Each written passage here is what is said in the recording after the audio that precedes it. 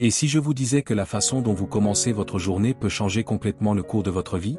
Je ne parle pas de miracle, mais de contrôle mental, de petites phrases qui, répétées avec intention, ont le pouvoir de guider votre esprit avant que le monde n'essaie de le faire à votre place. Chaque matin, lorsque vous vous réveillez, votre esprit est ouvert, réceptif, presque neutre. Et c'est à ce moment précis que vous choisissez ce que vous allez y mettre, la peur ou la confiance.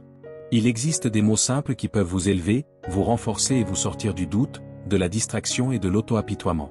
Vous pouvez vous réveiller et répéter les mêmes pensées qu'hier, cela va être difficile, je suis tellement fatigué, rien n'a changé. Ou vous pouvez choisir un autre chemin. Vous pouvez choisir de nourrir votre force plutôt que votre faiblesse. Vous pouvez choisir de vous souvenir de votre valeur, de votre capacité et de tout ce que vous pouvez encore construire, en commençant de l'intérieur. Dans cet essai, je vais vous montrer 9 phrases simples, mais extrêmement puissantes, que vous devriez vous répéter chaque matin. Et lorsque vous les prononcerez avec présence et conviction, vous remarquerez que quelque chose change. Votre regard devient plus fort, plus ferme. Votre énergie devient plus stable. Même les problèmes semblent plus petits. Les mots créent des chemins. Et ce que vous affirmez avec intention, votre cerveau le transforme en direction. Vous ne vivez pas ce que vous désirez, vous vivez ce que vous croyez. Alors, commençons. Numéro 1, aujourd'hui va être un grand jour. Même si les choses ne sont pas faciles, même si la journée commence dans la confusion, si le réveil a sonné tard ou si vous vous sentez fatigué, vous pouvez quand même faire de cette journée un grand jour. Non pas par chance, mais par décision, par attitude. Car ce qui transforme la journée, ce n'est pas ce qui se passe à l'extérieur, mais ce que vous choisissez de nourrir à l'intérieur. Lorsque vous vous réveillez et que vous dites avec conviction, aujourd'hui va être un grand jour, vous donnez un ordre à votre cerveau pour qu'il cherche des raisons qui confirment cette affirmation, et il les trouvera. Le psychiatre Dr Daniel Amen, spécialiste de la santé cérébrale, affirme que le cerveau suit l'orientation de l'esprit. Il recommande de commencer la journée par une question simple. Pourquoi aujourd'hui peut-il être un grand jour? Cette question devient une boussole, car elle oblige l'esprit à chercher le positif. Vous cessez d'être un simple passager du hasard et commencez à diriger votre énergie. C'est comme ajuster le cap avant de naviguer. Lorsque vous commencez la journée préparée à voir le bien, vous créez des opportunités pour le vivre. Même dans une journée difficile, cette affirmation fonctionne. Si vous avez un engagement lourd, une perte ou une douleur, dire « aujourd'hui va être un grand jour » donne un ordre à votre cerveau pour qu'il cherche des raisons. Ce n'est pas nier la réalité, mais choisir une manière plus sage de la traverser. Vous pouvez améliorer la journée en embrassant quelqu'un avec plus de présence, en vous rappelant ce qui compte vraiment, ou simplement en respirant profondément et en remerciant d'être en vie. La vie met toujours votre attention à l'épreuve. Elle vous place face à des personnes difficiles, des pertes inattendues et des défis qui secouent vos émotions. Mais c'est précisément dans ces moments que s'exerce l'entraînement de l'esprit. Être positif quand tout va bien est facile. Le véritable pouvoir consiste à garder la lumière allumée quand tout semble sombre. L'esprit humain est comme une lentille, il peut amplifier le problème ou amplifier l'espoir, et ce choix vous appartient toujours. Celui qui apprend à gouverner son état intérieur cesse de dépendre des circonstances pour ressentir la paix. Chaque matin est une occasion silencieuse de reprogrammer votre esprit. Si vous ne le faites pas volontairement, quelqu'un d'autre le fera pour vous, la peur, les informations, le chaos. Alors, avant de regarder votre téléphone, dites-vous à voix haute, si possible, aujourd'hui va être un grand jour, et je vais faire en sorte que ce soit le cas. C'est à cet instant que la journée commence à obéir à votre esprit, et non l'inverse. Car seulement 10% de votre vie dépend de ce qui se passe, et 90% de la façon dont vous réagissez. Et c'est ce choix qui transforme une journée ordinaire en une journée extraordinaire. Numéro 2, quelque chose de bien va m'arriver aujourd'hui. Après avoir dit « aujourd'hui va être un grand jour », ajoutez « quelque chose de bien va m'arriver aujourd'hui ». Cette phrase simple change complètement l'énergie avec laquelle vous commencez la journée. Elle crée de l'attente et de la curiosité, comme si votre vie était une petite aventure en attente d'un événement spécial. Lorsque vous vous réveillez en vous attendant au pire, votre esprit cherche les problèmes. Mais lorsque vous vous réveillez en attendant le meilleur, il devient un chasseur de bonnes surprises. Ce n'est pas de la magie, c'est de l'attention consciente. Votre cerveau fonctionne comme un radar, il trouve ce que vous lui ordonnez de chercher. Si vous répétez « quelque chose de bien va m'arriver aujourd'hui », vous passez la journée à rester attentif aux petits miracles, un sourire inattendu, un message d'un vieil ami, une opportunité qui apparaît sans prévenir. C'est comme marcher sur un chemin, soudain, remarquer des fleurs qui ont toujours été là, mais que vous n'aviez jamais vues. La différence ne se trouve pas dans le chemin, mais dans la personne que vous devenez en le parcourant. Et ici entre en jeu une vérité stoïcienne. Marc Aurèle a écrit « L'âme se teinte de la couleur de ses pensées ». Lorsque vous colorez vos pensées avec optimisme, le monde change de ton.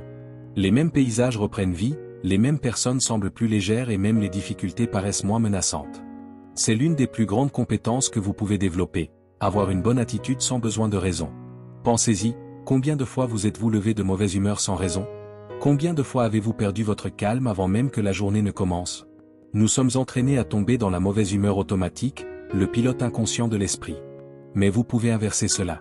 Vous pouvez vous entraîner à vous réveiller serein, à être de bonne humeur sans raison, simplement parce que c'est votre état naturel, le point d'équilibre de votre âme. Être de bonne humeur sans raison n'est pas de la naïveté, c'est de la maîtrise de soi. C'est décider que le monde extérieur ne commandera plus votre monde intérieur. Et lorsque vous vivez ainsi, le bien commence à se produire plus souvent, non par hasard, mais parce que vous êtes enfin ouvert à le voir. Quelque chose de bien arrive lorsque vous changez la fréquence de votre attention. Ce qui était du bruit se transforme en musique, ce qui était une distraction devient un signal, ce qui semblait banal révèle un sens. La vie ne se transforme pas soudainement, elle se laisse simplement voir par celui qui a appris à regarder. Alors, répétez maintenant avec calme et conviction, quelque chose de bien va m'arriver aujourd'hui. Puis demandez-vous, pourquoi pas? Comme l'a dit Joseph Campbell, le grand mythologue américain, lorsque vous suivez ce qui vous donne de la vie, des portes s'ouvrent là où il n'y avait auparavant que des murs. Numéro 3, peu importe ce qui se passe aujourd'hui, je peux le gérer. Cette phrase est une ancre. Si vous ressentez souvent de l'anxiété, elle peut devenir le point d'équilibre qui vous manquait. L'anxiété naît lorsque vous doutez de votre propre force.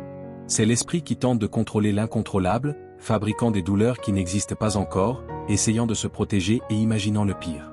C'est la peur qui tente de résoudre le futur avant qu'il n'existe. Vous pensez, et si ça tourne mal? Et si je n'y arrive pas? Et si c'est trop pour moi? Mais ce mantra replace la vérité à sa juste place. Vous n'êtes plus la même personne qu'avant, vous avez déjà surmonté des jours pires et vous en êtes sorti. Et c'est tout ce dont vous devez vous souvenir lorsque votre esprit tente de vous convaincre du contraire. Lorsque vous dites, peu importe ce qui se passe aujourd'hui, je peux le gérer, vous interrompez le cycle de l'inquiétude et activez celui de la confiance. C'est comme dire à votre cerveau, quoi qu'il arrive, je reste debout. Pensez-y comme un bouclier mental. Vous ne dites pas que tout sera facile, vous dites que même quand ce sera difficile, vous maintiendrez votre équilibre. Et cette différence change tout. La maturité émotionnelle n'est pas d'éviter l'inconfort, c'est de le supporter avec lucidité. Lorsque vous reconnaissez vos ressources, votre calme, votre courage, votre clarté, vous devenez capable d'affronter ce qui se présente à vous. Vous ne contrôlez pas la taille de la tempête, mais vous contrôlez la fermeté de vos pas. Et c'est cela qui définit le cours de votre journée. Épictète a écrit, « Ce qui compte, ce n'est pas ce qui vous arrive, mais comment vous réagissez à ce qui vous arrive. » Voilà le cœur du stoïcisme. Chaque situation est un entraînement de l'esprit, une opportunité de choisir la raison plutôt que la panique, la présence plutôt que la fuite. La vie vous présentera des leçons de plus en plus difficiles. Mais chaque fois que vous répondez avec sérénité, vous entraînez votre esprit à se faire confiance. C'est comme construire une structure invisible à l'intérieur de vous, pierre après pierre, faite de maîtrise de soi et d'acceptation. Imaginez que vous vous réveillez et recevez un message de votre patron, « Nous devons parler aujourd'hui ». Avant, cela suffisait à déclencher l'alarme mentale, « Ai-je fait une erreur? Vais-je être renvoyé ?» Mais lorsque vous dites, « Je peux le gérer », le cerveau cesse de fabriquer des catastrophes et revient au présent. Vous créez de l'espace pour réfléchir, au lieu de réagir. Vous ne niez pas le problème, vous choisissez simplement de ne pas souffrir par anticipation. La plupart des gens se réveillent, sans s'en rendre compte, mettent leur esprit en mode défense, se comparent, se limitent et se sabotent. Mais vous pouvez choisir le mode confiance. Et la confiance n'est pas de l'arrogance, c'est la présence, la sérénité de celui qui sait que la force ne réside pas dans le contrôle de tout, mais dans la capacité à s'adapter à ce qui vient. C'est savoir que, quel que soit le défi, vous allez vous ajuster, réfléchir, agir et continuer. Même si la journée apporte tension, mauvaise nouvelle ou imprévue, vous restez entier. Ce mantra n'est pas un optimisme naïf. C'est un rappel que votre force ne dépend pas des circonstances, mais de l'attitude que vous choisissez face à elles. Alors dites maintenant, calmement, peu importe ce qui se passe aujourd'hui, je peux le gérer. Répétez-le jusqu'à sentir que la phrase n'est plus seulement des mots, mais devient une véritable attitude. Parce que lorsque l'esprit fait confiance, le corps se calme, et la vie cesse d'être une menace pour devenir une école silencieuse où chaque défi révèle combien vous avez grandi. Numéro 4, un nouveau chapitre excitant de ma vie commence aujourd'hui. Cette phrase est plus qu'une simple déclaration, c'est un ordre. Lorsque vous la prononcez, vous dites à votre cerveau, assez de répéter les mêmes histoires. Aujourd'hui, quelque chose de nouveau commence. Même si votre routine semble identique, quelque chose change profondément à l'intérieur de vous. C'est comme ouvrir la fenêtre d'une pièce qui est restée fermée pendant des mois. L'air entre, la lumière traverse, et soudain, ce qui était gris retrouve ses couleurs. Rien à l'extérieur n'a vraiment changé, mais votre regard, lui, a changé. Et lorsque le regard change, le monde change avec lui. Car ce qui renouvelle la vie, ce n'est pas le décor, c'est la manière dont vous l'interprétez. La plupart des gens ne décident de recommencer que lorsque le sol s'effondre, après un effondrement, une perte ou un échec. Mais la sagesse consiste à commencer avant la douleur, par décision et non par désespoir. Recommencer en paix est un acte de courage. C'est choisir la lucidité plutôt que le drame. Vous pouvez commencer un nouveau chapitre aujourd'hui, sans effacer le passé, mais en décidant de ne plus être défini par lui. Sénèque disait, « Chaque jour, nous naissons à nouveau. » Il suffit de regarder autour de soi pour voir que la vie recommence à chaque aube. Et il avait raison. Chaque matin est une page blanche qui attend votre écriture. Le ton de l'histoire dépend de ce que vous choisissez de croire maintenant. Lorsque vous répétez, « Un nouveau chapitre excitant de ma vie commence aujourd'hui », votre cerveau le comprend comme une mission. Il commence à chercher des preuves pour rendre cette phrase réelle, car le cerveau est un serviteur fidèle des mots que vous choisissez. Il transforme l'intention en direction, l'attente en mouvement.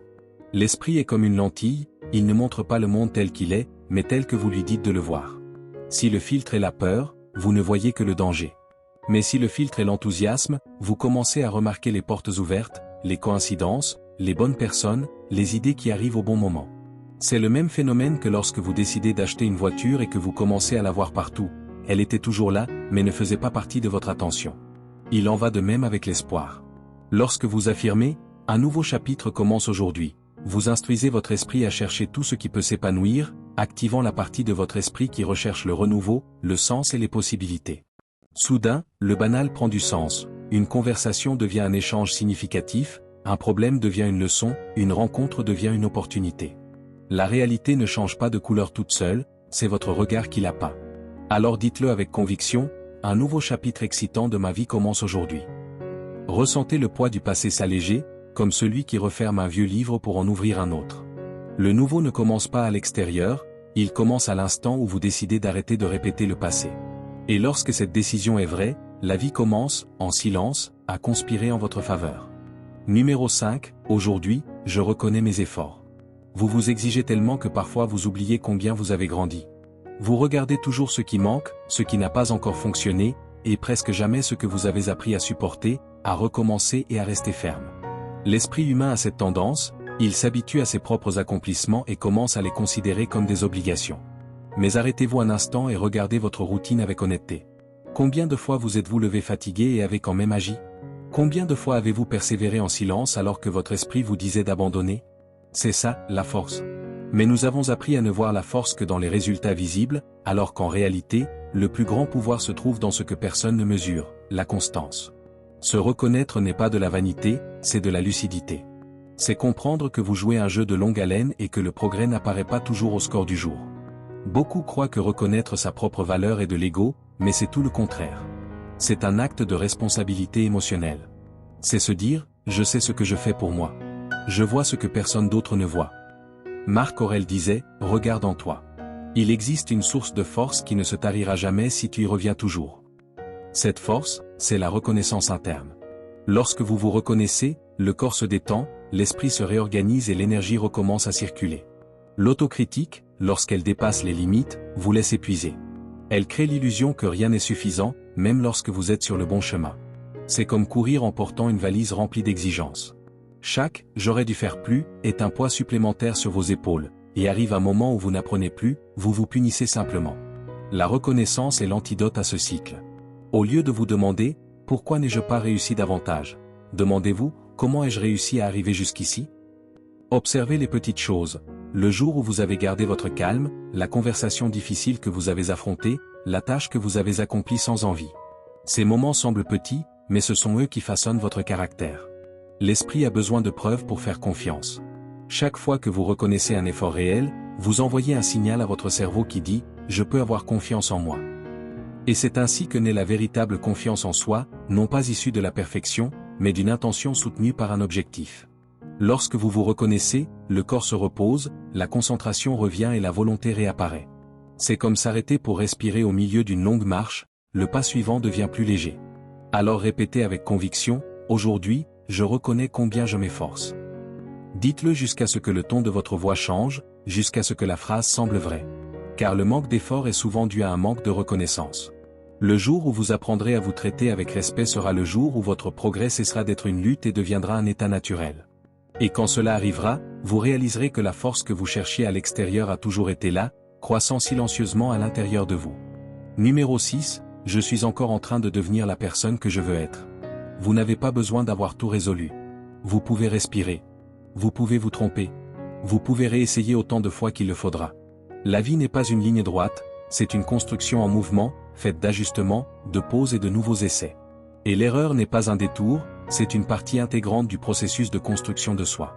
Lorsque vous dites « je suis encore en train de devenir la personne que je veux être », vous vous libérez de la pression et de la tension. Vous dites à votre cerveau « je n'ai pas besoin d'être prêt pour commencer. Je peux apprendre en faisant ». Combien de fois avez-vous reporté quelque chose en attendant le moment parfait? La réponse est simple, infiniment. Mais le moment parfait n'existe pas. Il manquera toujours quelque chose, du temps, du courage, de l'argent ou de la confiance. Cependant, celui qui commence sans tout avoir, grandit en marchant. Épictète disait, « Personne n'est libre tant qu'il n'a pas appris à se maîtriser soi-même, et cet apprentissage dure toute la vie. » Être une œuvre en devenir, c'est accepter que vivre est un chemin, pas une performance. Votre bureau peut être en désordre, votre plan confus, le progrès plus lent que prévu, et pourtant vous évoluez. Vous vous déplacez, vous essayez, vous grandissez. La vie n'exige pas la précipitation, elle exige la présence. La perfection est un mirage épuisant, mais le progrès est un chemin réel, rempli de trébuchements, de réussites et de petites victoires. Celui qui cherche à être parfait se paralyse, celui qui accepte d'apprendre avance. Lorsque vous adoptez cet état d'esprit, les erreurs cessent d'être des signes de faiblesse et deviennent des preuves de courage.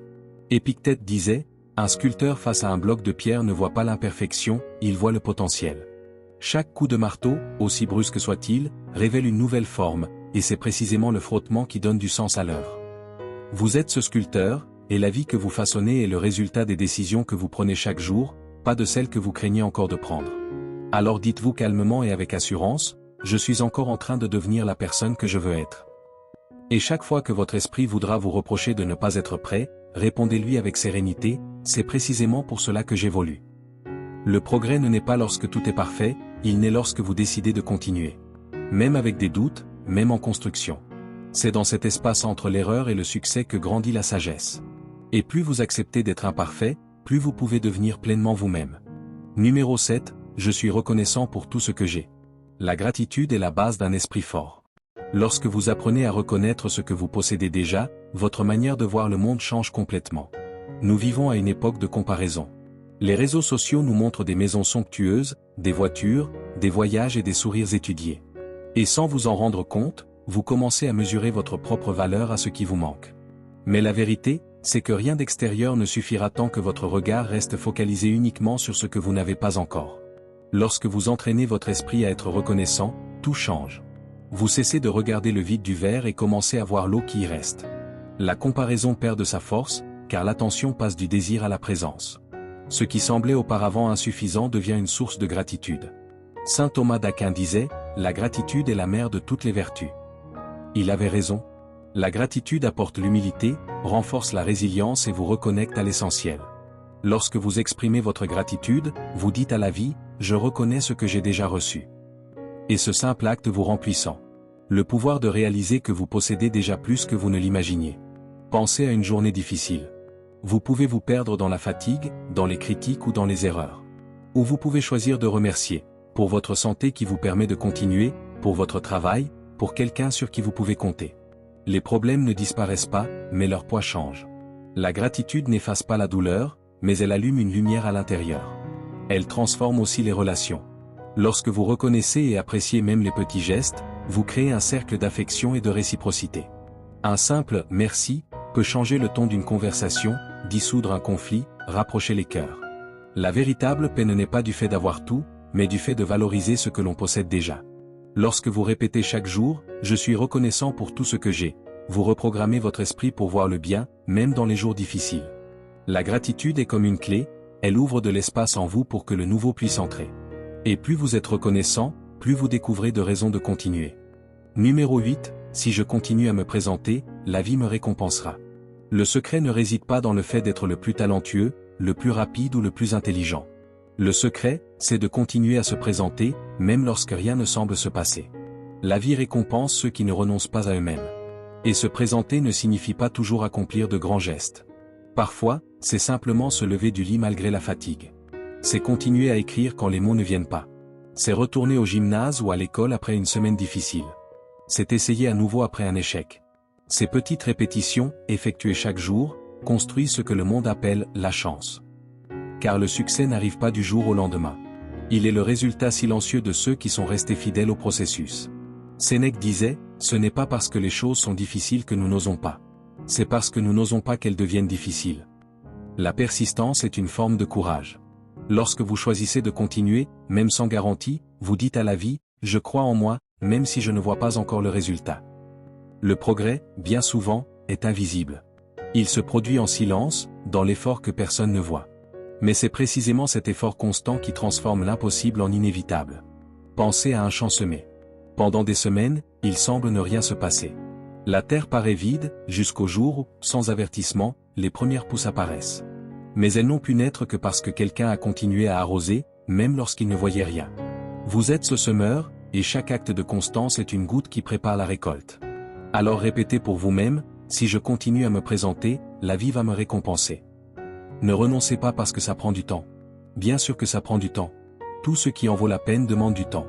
Mais le temps récompense toujours ceux qui persistent.